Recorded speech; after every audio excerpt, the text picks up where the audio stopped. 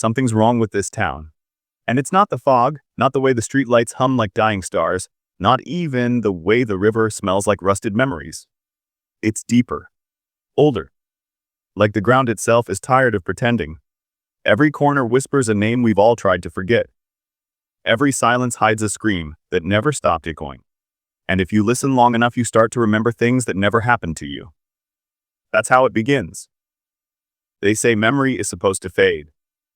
But here in Derry, memory grows, like mold, like teeth. You can wash your hands, burn your clothes, leave for years. But the second you come back, the town knows. It remembers what you were before you became whatever you're pretending to be now. This is episode 4. The one they said would explain why Derry keeps remembering.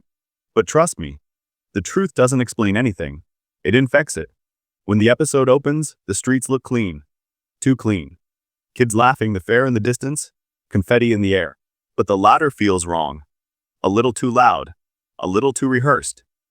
And if you pause the frame, you'll notice something behind the carousel mirror. Something that moves even when the camera doesn't.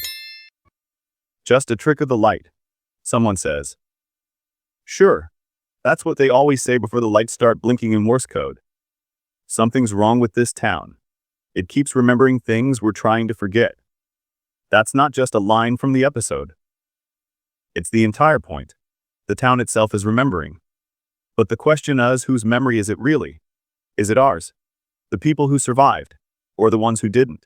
Some fans think the entire show is playing with the idea that Derry isn't cursed by Pennywise. It is Pennywise. The entity doesn't live under the town. It is the town. Every house, every face, every childhood memory.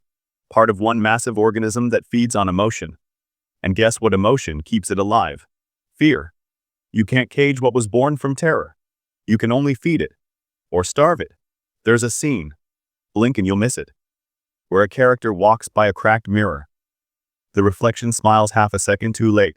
Classic IT symbolism. But the detail most people missed. The reflection doesn't show the character's eyes. It shows Pennywise's. That's how the town speaks.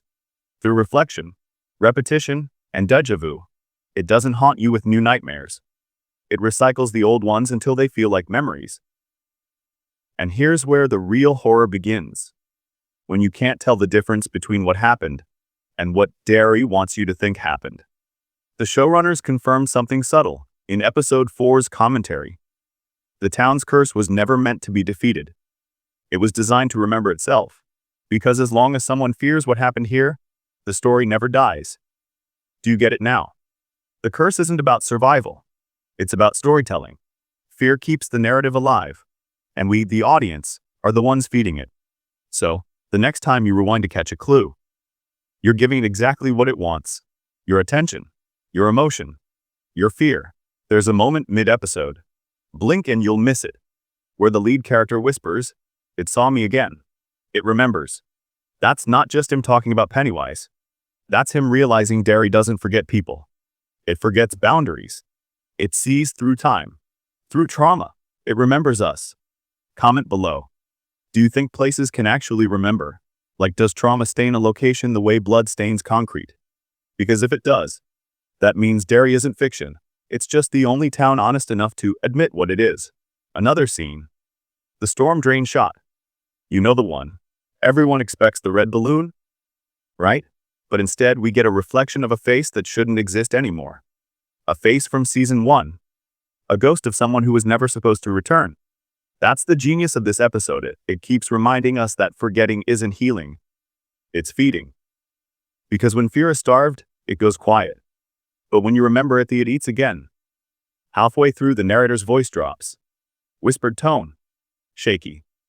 You can almost hear the tears in their breath when they say, "We thought it was over." But the curse was never meant to end. It's not metaphor. It's confession. Think about it. What if the curse was never supposed to end because we need it? We need the monster to explain the pain. We need the terror to make sense of the loss. So Derry keeps remembering, because we keep wanting to remember. Maybe that's why the town feels alive. Maybe we made it that way. You ever wonder why the phrase, "You'll float too," hits harder than it should? It's not about death. It's about surrender. It's the moment fear wins, and you stop fighting back. It's laughter forced out through terror.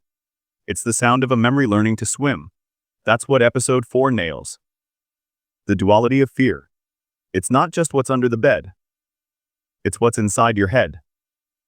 Because the moment you acknowledge it, it acknowledges you back. If you've noticed the spiral motifs all over this episode, the balloons, the drain, the camera pans, it's not random. It's the loop. Round and round we go. Fear, forget, remember, repeat. There's no escape from it because we built it. Every story about Derry, every movie, every episode, adds another layer to its memory. We are co-authors of the curse. And that's what makes this episode brilliant and terrifying, because it's not just fiction anymore. It's participation. So if you made it this far, congratulations. You've been remembered. And if you think you can just click away and forget all this, that's what they said the first time too. Subscribe before you forget. Because next episode, the town won't just remember them. It'll remember you. It's watching again. Not from the sewers this time. From the windows. From the reflections. From the eyes of the people who've stopped blinking. You ever get that feeling that someone's watching you? And then realize it's not someone else. It's your own memory staring back at you. That's what Derry does best. It turns your memories into voyeurs. In episode 4, everything slows down. The fairground lights flicker. The camera lingers on an empty alley. Nothing moves, but something breathes. And then, faintly, the street signs begin to change. Not by name, but by message. The letters rearrange into phrases no one should see. One rids. ITKOBUS YOKPBA5K. And for a second, even the static hum in the background seems to whisper it too. Here's the thing. Derry isn't just haunted, it's sentient. Every scream, every rumor, every story about the clown. It all fed into a collective consciousness. A living organism built from fear itself. You can't fight something that's made from what you're feeling. You punch, it laughs. You hide, it waits. You pray, it listens. And then it mirrors you. Perfectly. The more you fear it, the clearer it gets. The more you deny it, the hungrier it becomes. You can't cage what was born from terror. That line wasn't written for Pennywise. It was written by Derry. And in this episode, the writers finally let that idea loose. We see it in the way the shadows ripple on walls that don't have lights. We hear it in the chorus of children humming a song that was never taught. Every horror fan caught it. The melody is Georgie's lullaby, but slowed, reversed, and underneath it, if you play the sound back, there's another voice whispering the same line. If we can see it, maybe we can stop it. That's the illusion. Derry wants you to see it. Because seeing means believing.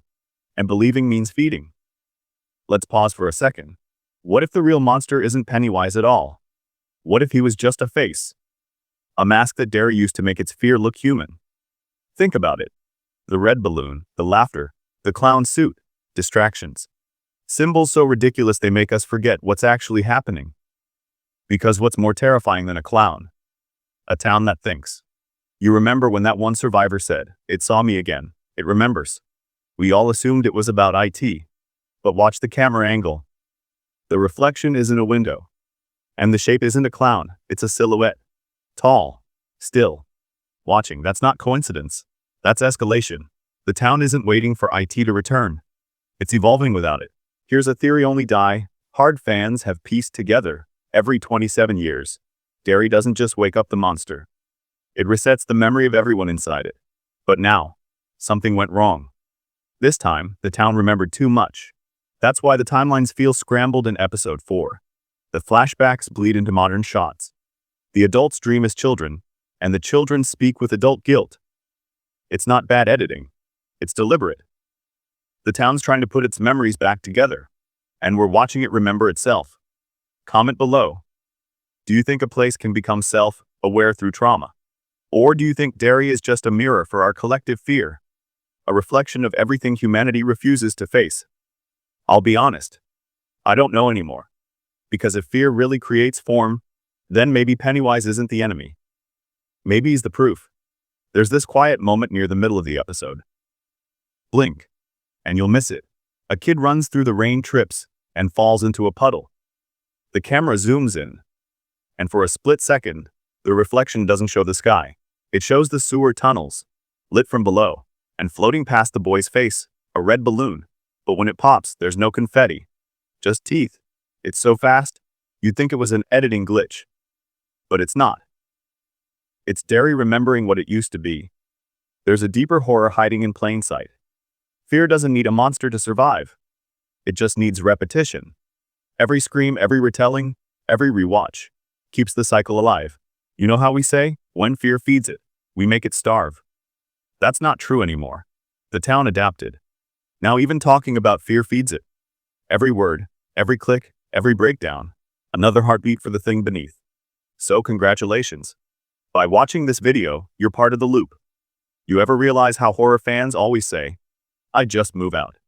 Yeah, try that in Derry. You'll get halfway to the highway, the radio cuts out, and suddenly you're back in front of your own house. And there's a note on your door that says, "Nice try." So yeah, leaving isn't an option. Neither is forgetting. The showrunners hid something genius in episode 4. During the fair scene, there's a balloon vendor in the background. Red jacket, white gloves. Everyone thought it was a Pennywise Easter egg, but frame by frame, you'll see. The face changes, from child to adult to something else. And if you overlay the frames, it spells out a phrase in light distortion. TACOBUNISGST. What does that even mean? Maybe Pennywise was never a being at all. Maybe he was an invitation. A crack that let fear take shape. And here's where it gets disturbing. Remember how I said Derry is alive? Well, in the closing scenes, there's a shot of the river. The reflection shows a skyline that doesn't exist. It's not Derry. It's a city. Much larger, brighter. Some fans think it's symbolic. Others think it's a warning. If the curse spreads through memory, then what happens when we remember too much? By this point in the episode, every character is either hallucinating or remembering something they shouldn't. One kid says, "The town's thinking about us." Another whispers, "Stay out of its mind." That line hit me like a brick. Because it means Derry doesn't just exist physically. It exists psychically. And once it knows your thoughts, you're already part of it. Maybe that's why you can't cage what was born from terror. Because it's not inside the cage. You are. Before we wrap this part, I have to ask, what if IT isn't dead at all? What if Derry itself became the new IT? What if the face we fear, the clown, the laughter, the red balloon, was just the chrysalis? And now, the real monster finally hatched. If that's true, then this isn't a story about killing evil. It's a story about recognizing it in us. And that brings us to the most haunting line of the entire episode. Round and round we go. Because if the loop never ends, then neither does the story. And if the story never ends, then neither does Derry.